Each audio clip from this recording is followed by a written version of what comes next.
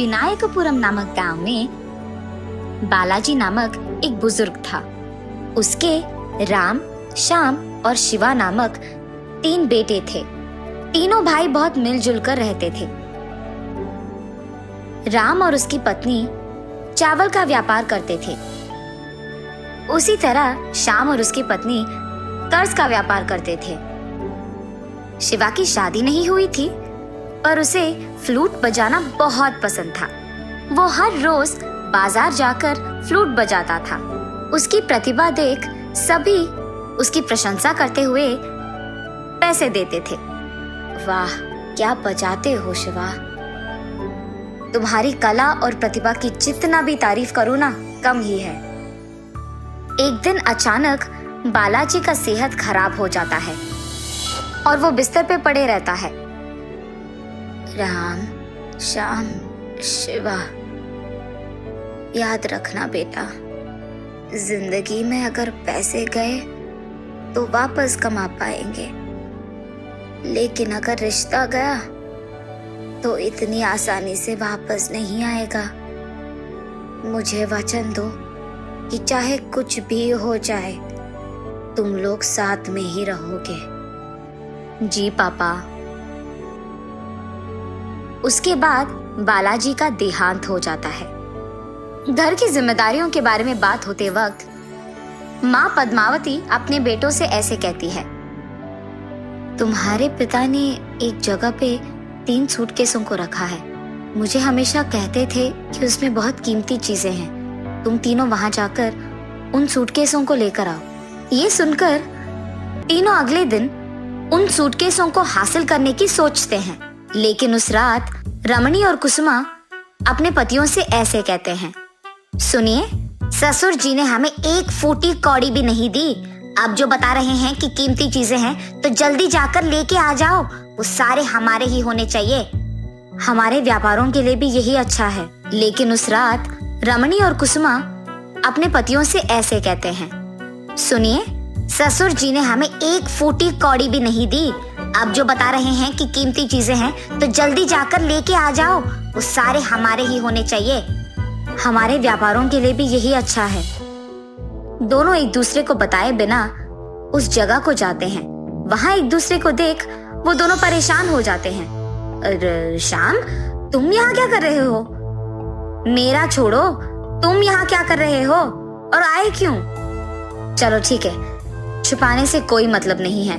पापा ने हमें 1 फूटी कौड़ी भी नहीं दी, इसलिए हमें इन सूटकेसों को हासिल करना होगा, वरना हमारे व्यापार में नुकसान हो जाएगा यार।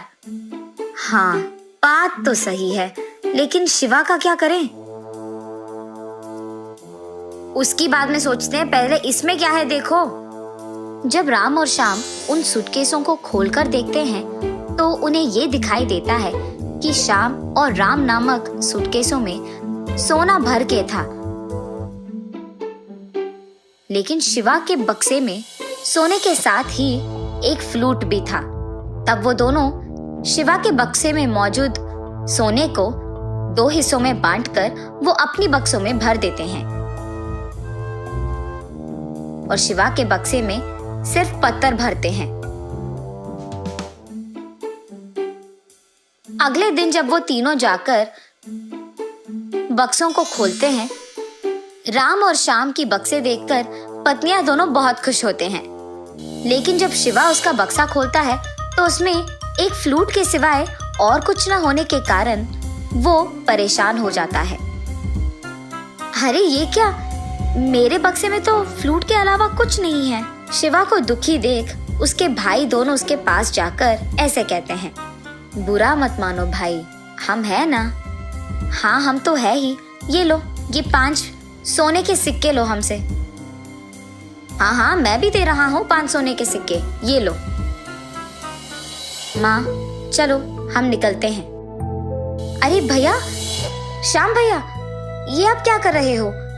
हमने पापा को वचन दी है कि हम साथ में रहेंगे अंत तक। हाँ बेटा, अब पापा भी नहीं रहे, तुम लोग भी चले गए तो कैसे होगा? माँ, वो जाना तो हमें भी नहीं है सासू माँ, लेकिन जाना पड़ेगा।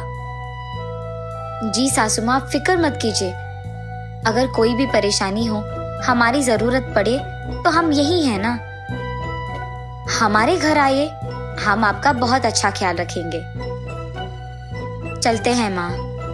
ऐसे बहुत बोलने के बावजूद राम और श्याम अपने अपने रास्ते चले जाते हैं। अपने दोनों भाइयों को घर पे ना रहते देख शिवा बहुत निराश होता है। वो हर रोज मार्केट जाकर वहां फ्लूट बजा के आए हुए पैसों से अपनी जिंदगी गुजारता था और अपनी माँ का ख्याल रखता था। लेकिन दूसरी तरफ राम और श्याम का व्यापार बहुत अच्छा चलता है और कुछ ही दिन बाद पद्मावती का तबीयत भी खराब हो जाता है। तुम्हारी माँ का ऑपरेशन करना पड़ेगा, 2 लाख खर्च होगा। उसके पास पैसे ना होने के कारण शिवा राम के पास जाता है।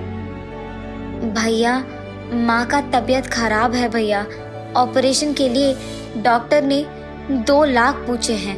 अगर आप दे पाओगे तो। हाँ, माँ के बारे में सुनकर मुझे भी बहुत दुख हो रहा है, लेकिन मेरे पास उतने पैसे नहीं हैं शिवा। तुम जाकर श्याम से पूछो। शिवा जब श्याम को पूछता है तो वो, क्या तुम्हें क्या लगता है कि पैसे हमारे घर के पौधों पे खिलते हैं कि तुम जैसे पूछे तैसे दे दूं मैं? वरना मैं आपसे उधार ले लूंगा भैया, मैं चुका दूंगा सारे पैसे। मेरे पास कोई पैसे नहीं हैं। चलो निकलो यहाँ से तुम पहले। अपने दोनों भाइयों से कोई मदद ना मिलने के कारण शिवा को बहुत दुख होता है और उसी दुख में वो जोर से चिल्लाने लगता है, हे भगवान, अब सिर्फ तुम मेरी मदद कर पाओगे, तुम्हें ही कुछ करना होगा। ठीक तभी अचानक उसके बगल में मौजूद बक्सा अपने आप खुलता है। शिवा आश्चर्यचकित होकर उसकी ओर देखते रहता है। इतने में उससे बाहर वही जादुई फ्लूट हवा में तैरते हुए बाहर आता है और उसमें से बहुत मधुर ध्वनि बाहर आती है। शिवा को सब कुछ समझ में आता है।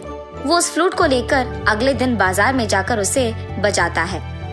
तब तक भीड़ित बाजार एकदम चुपचाप हो जाती है और शिवा के मधुर ध्वनि को सुन सभी आश्चर्यचकित हो जाते हैं। इतना ही नहीं, एक अमीर आदमी शिवा की इस ध्वनि को सुन उसके पास आकर, देखो शिवा, 3 दिन में मेरी बेटी की शादी है, तुम हमारे घर आकर इस फ्लूट को ऐसे ही बजाओ।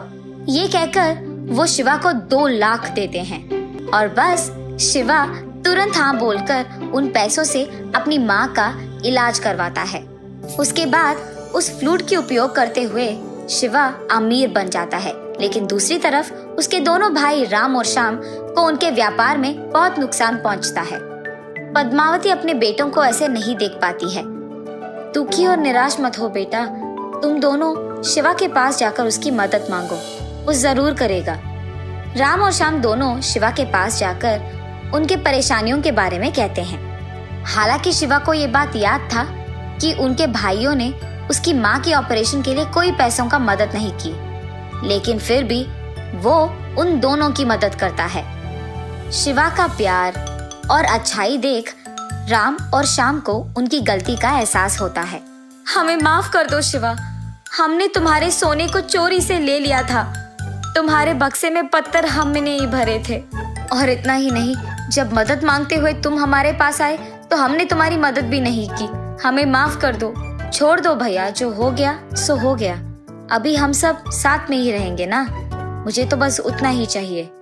ऐसे शिवा उन दोनों को माफ करके उन्हें वापस अपने साथ रखता है। ऐसे राम, श्याम और शिवा तीनों को समझ में आता है कि पैसों से बढ़कर रिश्ता होता है, प्यार होता है।